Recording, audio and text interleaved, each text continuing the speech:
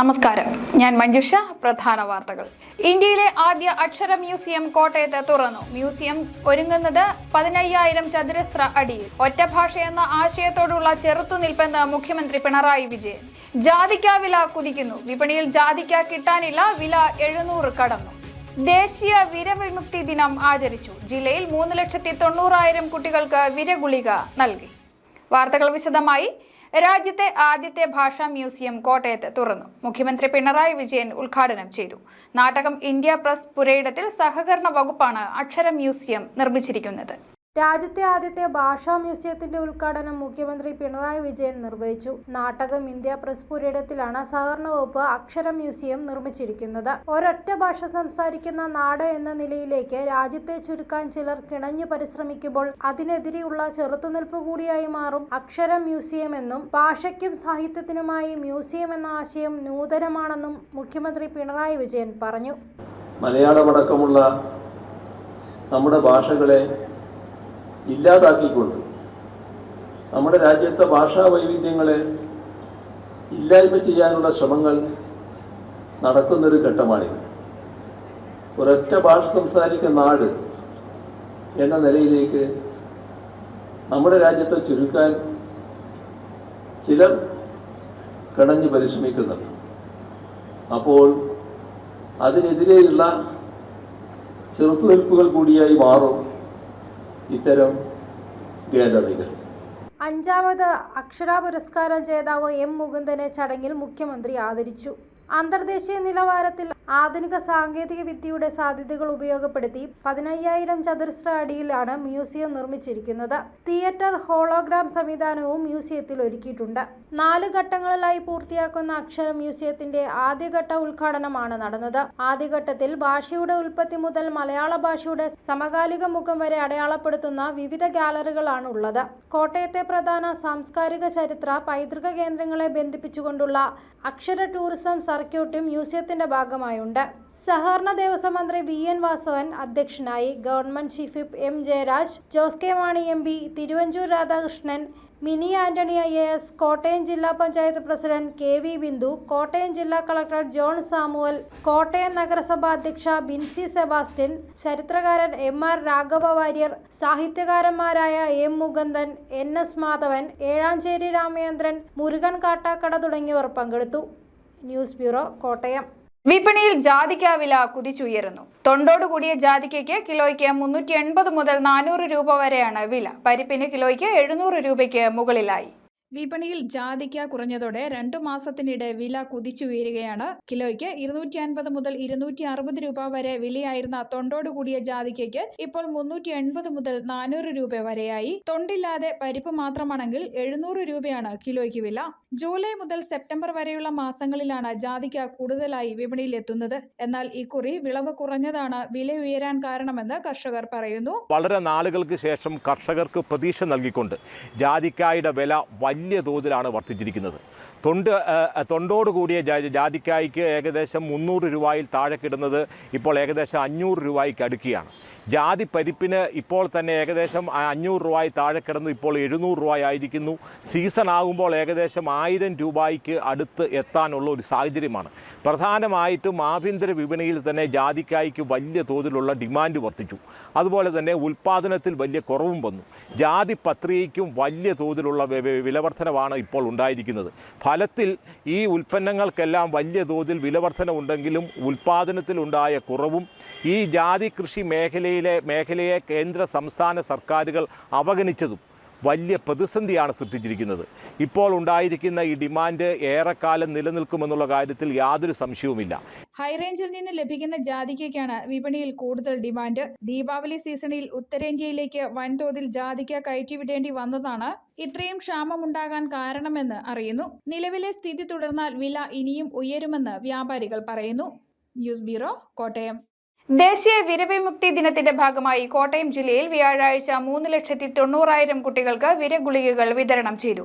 പരിപാടിയുടെ ജില്ലാതല ഉദ്ഘാടനം കടനാട് അയങ്കൊമ്പ് അംബിക വിദ്യാഭവനിൽ നടന്നു.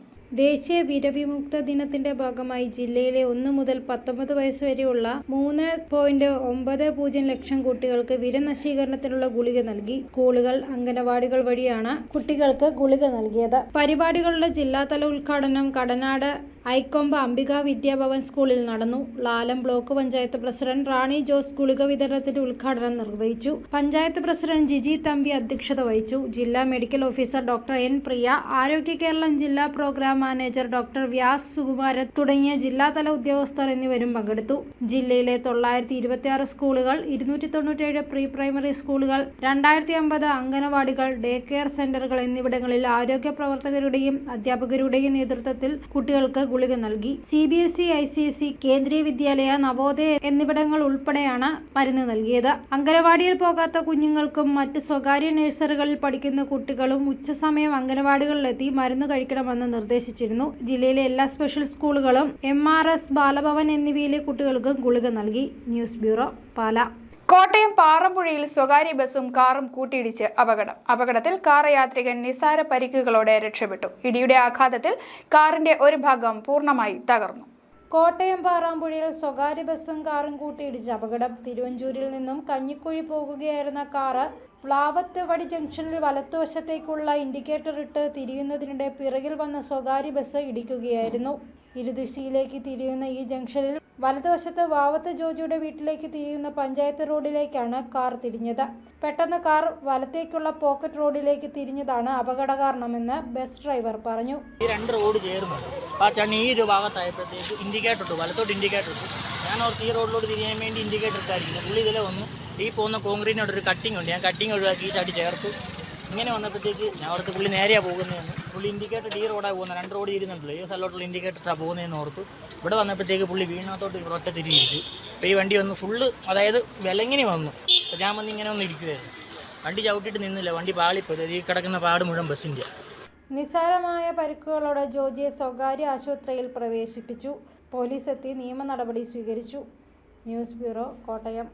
പാലാ രൂപത ബൈബിൾ കൺവെൻഷൻ പന്തൽ കാൽനാട്ട് കർമ്മം നടത്തി. സെന്റ് തോമസ് കോളേജ് ഗ്രൗണ്ടിൽ നടന്ന ചടങ്ങിൽ പാലാ രൂപത ബിഷപ്പ് മാർ ജോസഫ് കല്ലറങ്ങാട്ട് കാൽനാട്ട് കർമ്മം നിർവഹിച്ചു. പാലാ രൂപത ബൈബിൾ കൺവെൻഷൻ പന്തൽ കാൽനാട്ട് കർമ്മം നടത്തി. ഡിസംബർ 19 ആരംഭിക്കുന്ന പാലാ രൂപത 42ാമത് ബൈബിൾ കൺവെൻഷന്റെ പന്തൽ കാൽനാട്ട് കർമ്മം നടന്നു. കൺവെൻഷൻ നടക്കുന്ന പാലാ സെന്റ് തോമസ് കോളേജ് ഗ്രൗണ്ടിൽ പാലാ ബിഷപ്പ് മാർ ജോസഫ് കല്ലറങ്ങാട്ട് കാൽനാട്ട് കർമ്മം നിർവഹിച്ചു. പാലാ രൂപത പ്രോട്ടോസിഞ്ചലൂസ് ഫാദർ ജോസഫ് തടത്തിൽ, വികാരി ജനറൽമാരായ father Joseph Malayaparambil, father Joseph Kaniyodickal, Pala cathedral വികാരി ഫാദർ ജോസ് കാക്കലിൽ, ലാലം പഴയപള്ളി വികാരി ഫാദർ ജോസഫ് തടത്തിൽ, എറണാകുളം വികാരി ഫാദർ മാത്യു പുല്ലുകാലായിൽ, സെന്റ് Thomas college principal doctor CB James, vice principal father Kuriakose Kappilaparambil, bursar father Mathew Alappattumedayil തുടങ്ങിയവർ പങ്കെടുത്തു. Father Sebastian Vethanath, evangelisation director father Jacob Vellamaruthickal, father Albin Puthuparambil, Johnson Kuttikappally, George Kutty Njampallil, Sunny Pallivathukkal, Paulson Puriyath, Sebastian Kunnath, Paiju Edamoliyil, Shiji Vellaplackal, Sophy Vaippana തുടങ്ങിയവർ ശുശ്രൂഷകൾക്ക് നേതൃത്വം നൽകി. News bureau, Pala. കോട്ടയം നഗരമധ്യത്തിൽ വെള്ളാപ്പള്ളി പമ്പിന് സമീപം കാറിനുള്ളിൽ യുവാവിനെ മരിച്ച നിലയിൽ കണ്ടെത്തി. കുടമാളൂർ സ്വദേശി ബിജു ആണ് മരിച്ചത്. ദേഹാസ്വാസ്ഥ്യമാണ് മരണകാരണമെന്ന് പ്രാഥമിക നിഗമനം. കോട്ടയം നഗരത്തിൽ ബസേലിയസ് കോളേജിന് സമീപം വെള്ളാപ്പള്ളി പമ്പിൽ കുടമാളൂർ സ്വദേശിയെ മരിച്ച നിലയിൽ കണ്ടെത്തി. കുടമാളൂർ സ്വദേശി പുളിപ്പറമ്പിൽ വീട്ടിൽ ബിജു P ആണ് മരിച്ചത്. ഇന്ന് ഉച്ചയ്ക്ക് 12 മണിയോടെയായിരുന്നു സംഭവം. ലൂർദ് സ്കൂളിൽ 2 കുട്ടികളെ വിട്ടതിനു ശേഷം തിരികെ വരുമ്പോഴായിരുന്നു സംഭവം. വരുന്ന വഴിയിൽ ദേഹാസ്വാസ്ഥ്യമുണ്ടാവുകയും ഉടൻ തന്നെ തൊട്ടടുത്തുള്ള വെള്ളാപ്പള്ളി പമ്പിൽ കയറി ശുചിമുറിയിൽ പോയി തിരികെ വന്ന് കാറിൽ കിടക്കുമ്പോഴാണ് മരണം സംഭവിച്ചത്. ഇദ്ദേഹത്തിന് 2 വർഷം മുമ്പ് ബൈപ്പാസ് നടത്തിയിരുന്നതായി ബന്ധുക്കൾ പറഞ്ഞു. വീടിന് തൊട്ടടുത്തുള്ള മറ്റൊരു വീട്ടിൽ കാർ ഡ്രൈവറായി ജോലി ചെയ്തു വരികയായിരുന്നു ഇദ്ദേഹം. ആ വീട്ടിലെ കുട്ടികളെ സ്കൂളിൽ എത്തിച്ച് മടങ്ങുന്ന വഴിയിലാണ് മരണം സംഭവിച്ചത്. ഉടൻ തന്നെ പോലീസും 108 ആംബുലൻസും സംഭവ സ്ഥലത്തെത്തി മൃതദേഹം ജില്ലാ ജനറൽ ആശുപത്രിയിലേക്ക് മാറ്റി. ഭാര്യയും 2 മക്കളുമാണ് ഇദ്ദേഹത്തിനുള്ളത്. 3 വർഷങ്ങൾക്ക് മുമ്പ് കോട്ടയം തിരുനക്കര അമ്പലത്തിന് സമീപം ഓട്ടോ ഓടിച്ചിരുന്നു. എന്നാൽ പിന്നീട് ആരോഗ്യ കാരണങ്ങളാൽ ജോലി ഉപേക്ഷിക്കുകയായിരുന്നു. News bureau, Kottayam. ഭിന്നശേഷിക്കാരനായ ലോട്ടറി വിൽപ്പനക്കാരന്റെ പക്കൽ നിന്നും അജ്ഞാതൻ ലോട്ടറി ടിക്കറ്റുകൾ തട്ടിയെടുത്തതായി പരാതി. കളത്തിപ്പടി സ്വദേശി അഖിലിനെയാണ് ലോട്ടറി വാങ്ങാനെന്ന വ്യാജേന എത്തിയ ആൾ കബളിപ്പിച്ച് ലോട്ടറികളുമായി മുങ്ങിയത്. കോട്ടയം കളത്തിപ്പടി സ്വദേശി അഖിൽ എന്ന ഭിന്നശേഷിക്കാരനെയാണ് ലോട്ടറി വാങ്ങാനെന്ന വ്യാജേന എത്തിയയാൾ കബളിപ്പിച്ച് ലോട്ടറിയുമായി കടന്നത്. ബുധനാഴ്ച രാവിലെ തിരുനക്കര ബസ് സ്റ്റാൻഡിന് സമീപമാണ് സംഭവം. ലോട്ടറിയെപ്പറ്റി സംസാരിച്ച് അഖിലിന്റെ വിശ്വാസം നേടിയ ശേഷമാണ് ഇയാൾ ലോട്ടറിയുമായി കടന്നത്. ഇയാളുടെ പക്കൽ പണമില്ലെന്നും ATM-ൽ പോയി പണം എടുത്തു വരാമെന്നും പറഞ്ഞ് അയാളുടെ പക്കലുണ്ടായിരുന്ന സ്മാർട്ട് ഫോൺ അഖിലിനെ ഏൽപ്പിക്കുകയും ചെയ്തു. എന്നാൽ 15 മിനിറ്റായിട്ടും ആളെ കാണാതെ വന്നപ്പോൾ തിരുനക്കര ക്ഷേത്രത്തിന് മുന്നിലെ സെക്യൂരിറ്റി ജീവനക്കാരോട് വിവരം പറഞ്ഞു. ഇയാളുടെ നിർദ്ദേശപ്രകാരം അഖിൽ കോടിമത പോലീസ് സ്റ്റേഷനിലെത്തി പരാതി കൊടുക്കുകയും അജ്ഞാതൻ നൽകിയ സ്മാർട്ട് ഫോൺ പോലീസിനെ ഏൽപ്പിക്കുകയും ചെയ്തു. ബുധനാഴ്ച നറുക്കെടുക്കുന്ന 3000 രൂപ വില വരുന്ന 8 ലോട്ടറികളാണ് അഖിലിന് നഷ്ടപ്പെട്ടത്. പോലീസ് അന്വേഷിക്കാമെന്ന് അറിയിച്ചിട്ടുണ്ടെങ്കിലും ഇതുവരെ വിവരമൊന്നും ലഭിച്ചിട്ടില്ലെന്നും അഖിൽ പറഞ്ഞു. ഞാൻ പിന്നെയും ഈ സ്പോട്ടിൽ വന്നു. ഒരു 10 മിനിറ്റ് വെയിറ്റ് ചെയ്യാനാണ് പോലീസുകാരെന്ന് പറഞ്ഞത്. ഞാൻ 10 മിനിറ്റ് പിന്നെയും വന്ന് വെയിറ്റ് ചെയ്തു. അവിടെ ആൾ വന്നിട്ടില്ല. അതിനുശേഷം അവർ പറഞ്ഞു, ഈ ഫോണുമായിട്ട് നീ നേരെ കോടിമതയിലുള്ള പോലീസ് സ്റ്റേഷനിലോട്ട് പോകും. അവിടെ ചെന്ന് അവിടെ അവർ കംപ്ലയിൻറ്റ് എഴുതി തരും, അല്ലെങ്കിൽ നീ കംപ്ലയിൻറ്റ് എഴുതി കൊടുക്കണം. അങ്ങനെ അവിടെ കംപ്ലയിൻറ്റ് കൊടുത്തു. ഫോൺ അവർ മേടിച്ച് വെച്ചു.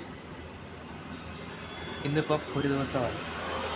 എത്ര രൂപയുടെ ലോട്ടറിയാണ് നിങ്ങൾ പറ്റിച്ചുകൊണ്ട് പോയത്? ഇന്നലത്തെ ടിക്കറ്റ് 8 എണ്ണം. എത്ര രൂപ മൊത്തമാകുമെന്ന് ചോദിച്ചു? 3000 രൂപ. 3000 രൂപയുടെ ടിക്കറ്റ് പോയി. അഖിൽ സ്ഥിരമായി കളത്തിപ്പടിയിലാണ് ലോട്ടറി കച്ചവടം നടത്തുന്നതെങ്കിലും കച്ചവടം കുറഞ്ഞതിനാലാണ് ടൗണിലെത്തിയതെന്നും അറിയിച്ചു. News bureau, Kottayam. റബ്ബർ വിൽപ്പന നിർത്തിവെച്ചുകൊണ്ടുള്ള കർഷകരുടെ പ്രതിഷേധം ഫലം കണ്ടു തുടങ്ങി. വിപണിയിൽ റബ്ബർ വില ഉയർന്നു. വിപണിയിൽ റബ്ബർ കിട്ടാതെയായപ്പോൾ റബ്ബർ ബോർഡ് വിലയിൽ നിന്ന് ഉയർന്ന വിലയ്ക്ക് കമ്പനികൾ റബ്ബർ ഷീറ്റ് വാങ്ങാൻ തുടങ്ങി. 200 രൂപയ്ക്ക് താഴെ റബ്ബർ ഷീറ്റ് വിൽക്കില്ല എന്ന കർഷക സംഘടനകളുടെ തീരുമാനം പ്രാവർത്തികമായതോടെ വിപണിയിൽ റബ്ബർ വില ഉയർന്നു. കഴിഞ്ഞ ആഴ്ച കിലോ വില RSS 4 ഗ്രേഡിന് 177 രൂപയിൽ നിന്ന് 184 ഉയർന്നു. വിപണിയിൽ റബ്ബർ ലഭ്യമില്ലാതെ വന്നപ്പോൾ കമ്പനികൾ വ്യവസായികളിൽ നിന്നും കൂടിയ വിലയ്ക്ക് റബ്ബർ വാങ്ങാൻ തുടങ്ങിയിട്ടുണ്ട്. ഇത് കർഷകർക്ക് പ്രതീക്ഷ നൽകുന്നു. കാസർഗോഡ് മുതൽ തിരുവനന്തപുരം വരെയുള്ള എല്ലാ റബ്ബർ ഉൽപ്പാദക സംഘങ്ങളുടെ നേതൃത്വത്തിൽ ശക്തമായ സമരപരിപാടികൾ ആവിഷ്കരിച്ചു വരികയാണ്. പ്രചരണ പരിപാടികളും ജാഥകളും വാഹന പ്രചരണ ജാഥകളും ജില്ലകൾ തോറും നടത്തി വരികയാണ്. അതിൻ്റെ ഫലമായി വിപണിയിൽ ഇന്ന് മാറ്റം കണ്ടു തുടങ്ങുകയും അടിക്കടി ഇന്ന് വില ഉയർന്നു വരികയുമാണ്. അവസാന വിജയം കൈവരിക്കുന്നതുവരെ കർഷകർ ഇക്കാര്യത്തിൽ സഹകരിക്കണമെന്ന് ഒരിക്കൽ കൂടി അഭ്യർത്ഥിക്കുകയാണ്. ഒരു കാരണവശാലും നമ്മുടെ മിനിമം വിലയിൽ നിന്ന് കുറഞ്ഞ വിലയ്ക്ക് കർഷകർ വിപണിയിലേക്ക് റബ്ബർ ഇറക്കുവാൻ തയ്യാറാവരുതെന്ന് ഒരിക്കൽ കൂടി അഭ്യർത്ഥിക്കുന്നു. കമ്പനികൾ കൈമാറ്റക്കൂലി കുറയ്ക്കാതെ റബ്ബർ വാങ്ങുമ്പോഴും റബ്ബർ ബോർഡ് നിസ്സംഗത തുടരുന്നു. ലാറ്റക്സ് ഒട്ടുപാൽ വിലയിൽ നേരിയ വർധനയുണ്ട്. ലാറ്റക്സ് 150 രൂപയിൽ നിന്ന് 160ലേക്കും ഒട്ടുപാൽ 120 നിന്ന് 130ലേക്കും ഉയർന്നു. ഇലകൊഴിച്ചിൽ ഉൽപ്പാദനം കുറയ്ക്കുന്നുണ്ട്. പരമാവധി 200 രൂപ കിട്ടിയാൽ മാത്രമേ കർഷകർക്ക് ഒരുവിധം പിടിച്ചു നിൽക്കാൻ കഴിയുകയുള്ളൂ. ക്രം റബ്ബറിന്റെ ഇറക്കുമതി തീരുവ വർദ്ധിപ്പിച്ചാൽ ആഭ്യന്തര വില ഉയരും. ഭേദപ്പെട്ട വില കിട്ടും വരെ വിപണിയിൽ വിട്ടുനിൽക്കാനാണ് കർഷക സംഘടനകളുടെയും ഉൽപ്പാദകരുടെയും തീരുമാനം. News bureau, Kottayam. ജില്ലാ സ്പോർട്സ് കൗൺസിലിന്റെയും കോട്ടയം ജില്ലാ റെസ്ലിംഗ് അസോസിയേഷന്റെയും സംയുക്താഭിമുഖ്യത്തിൽ 9ാമത് അണ്ടർ 15 സംസ്ഥാന ഗുസ്തി മത്സരം ഈ മാസം 29-ന് കോട്ടയത്ത് ആരംഭിക്കും. മത്സരങ്ങൾ സഹകരണ തുറമുഖം വകുപ്പ് മന്ത്രി VN വാസവൻ ഉദ്ഘാടനം ചെയ്യും. നവംബർ 29-ന് രാവിലെ 11 മണിക്ക് ജില്ലാ സ്പോർട്സ് കൗൺസിൽ പ്രസിഡന്റും ഓർഗനൈസിംഗ് കമ്മിറ്റി ചെയർമാനുമായ ഡോക്ടർ ബൈജു വർഗീസ് ഗുരുക്കളുടെ അധ്യക്ഷതയിൽ കേരള സഹകരണ തുറമുഖ ദേവസ്വം മന്ത്രി VN വാസവൻ ഉദ്ഘാടനം ചെയ്യും. Jose K Mani MP competition souvenir പ്രകാശനം ചെയ്യും. സമ്മേളനത്തിൽ WFI കോമ്പറ്റീഷൻ ഡയറക്ടറും ജൂറിയുമായ P പ്രസൂത് മുഖ്യാതിഥിയായിരിക്കും. വൈകിട്ട് നടക്കുന്ന സമാപന സമ്മേളനത്തിൽ കേരള ജലവിഭവ വകുപ്പ് മന്ത്രി റോഷി അഗസ്റ്റിൻ വിജയികൾക്കുള്ള സമ്മാനദാനം നിർവഹിക്കുമെന്നും സംഘാടകർ വാർത്താ സമ്മേളനത്തിൽ അറിയിച്ചു. ആദ്യത്തെ ദിവസം വനിതകളുടെ മത്സരമാണ്, പെൺകുട്ടികളുടെ മത്സരം. രണ്ടാമത്തെ ദിവസം ഫ്രീ സ്റ്റൈൽ ആൺകുട്ടികളത്. മൂന്നാമത്തെ 1-ാം തീയതി ഡിസംബർ 1-ാം തീയതി ഗ്രീക്കോ റോമൻ മത്സരമാണ് നടക്കുന്നത്. ഇൻഡോർ സ്റ്റേഡിയത്തിലെ 2 മാറ്റിൽ ആണ് മത്സരം നടക്കുന്നത്. ഓരോ ദിവസം 2 മാറ്റിലാണ് എന്നാലേ തീരത്തുള്ളൂ. കഴിഞ്ഞ വർഷം പാലക്കാട് നടന്ന മത്സരത്തിൽ 459 കുട്ടികൾ പങ്കെടുത്തു. അപ്പോൾ അതുകൂടെ കണക്കിലെടുത്ത് 2 മാറ്റിലാണ് പാലക്കാട് 2 മാറ്റിലെ മത്സരം നടന്നത്. ഓരോ ദിവസം രാവിലെ 8 മണിക്ക് വെയിൽ തുടങ്ങി 10 മണിക്ക് ശേഷം മത്സരം തുടങ്ങും. വൈകുന്നേരം വരെ മത്സരമാണ്. അന്നന്ന് നടത്തുന്ന മത്സരത്തിലെ വിജയികൾക്കുള്ള മെഡലും സർട്ടിഫിക്കറ്റും ട്രോഫികളും ഓരോ ദിവസം വൈകുന്നേരം, ആദ്യത്തെ ദിവസം നടക്കുന്ന പെൺകുട്ടികളുടെ മത്സരങ്ങളുടെ വിജയികളുടെ ട്രോഫികൾ വരെ അന്ന് വൈകുന്നേരം തന്നെ കൊടുക്കും. നവംബർ 30 നടക്കുന്ന ഫ്രീ സ്റ്റൈൽ മത്സരങ്ങൾ കോട്ടയം ജില്ലാ wrestling association president Avinash J മാത്യുവിന്റെ അധ്യക്ഷതയിൽ Kerala government chief whip professor doctor N Jayaraj ഉദ്ഘാടനം ചെയ്യും. വൈകിട്ട് Kerala sports council president U Sharafali വിജയികൾക്കുള്ള സമ്മാനദാനം നിർവഹിക്കുമെന്നും ഭാരവാഹികൾ അറിയിച്ചു.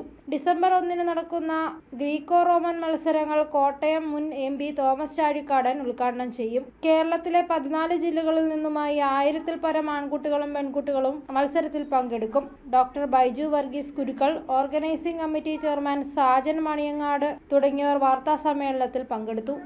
News bureau, Kottayam. അഖില കേരള ബാസ്കറ്റ്ബോൾ മത്സരത്തിന്റെ വേദിയാകുന്ന കാഞ്ഞിരപ്പള്ളി സെന്റ് ഡൊമിനിക്സ് കോളേജിൽ മത്സരത്തിന്റെ ലോഗോ പ്രകാശിപ്പിച്ചു. Poonjar MLA advocate Sebastian Kulathunkal logo പ്രകാശനം നിർവഹിച്ചു. College manager father Varghese Parunthirickal അധ്യക്ഷനായി. Kanjirappally block panchayat president Ajitha Ratheesh, Parathodu gramapanchayat president KK Sasikumar തുടങ്ങിയവർ പങ്കെടുത്തു. ഡിസംബർ 27 മുതൽ 31 വരെ കാഞ്ഞിരപ്പള്ളി സെന്റ് Dominic's college, Koovappally Amal Jyothi college എന്നിവിടങ്ങളിലാണ് മത്സരങ്ങൾ. പ്രധാന വാർത്തകൾ ഒരിക്കൽ കൂടി. ഇന്ത്യയിലെ ആദ്യ അക്ഷര മ്യൂസിയം കോട്ടയത്ത് തുറന്നു. മ്യൂസിയം ഒരുങ്ങുന്നത് 15,000 ചതുരശ്ര അടിയിൽ. ഒറ്റഭാഷ എന്ന ആശയത്തോടുള്ള ചെറുത്തുനിൽപ്പെന്ന് മുഖ്യമന്ത്രി പിണറായി വിജയൻ. ജാതിക്ക വില കുതിക്കുന്നു. വിപണിയിൽ ജാതിക്ക കിട്ടാനില്ല. വില 700 കടന്നു. ദേശീയ വിരവിമുക്തി ദിനം ആചരിച്ചു. ജില്ലയിൽ 3,90,000 കുട്ടികൾക്ക് വിരഗുളിക നൽകി. ഈ വാർത്താ ബുള്ളറ്റിൻ അവസാനിക്കുന്നു. നമസ്കാരം.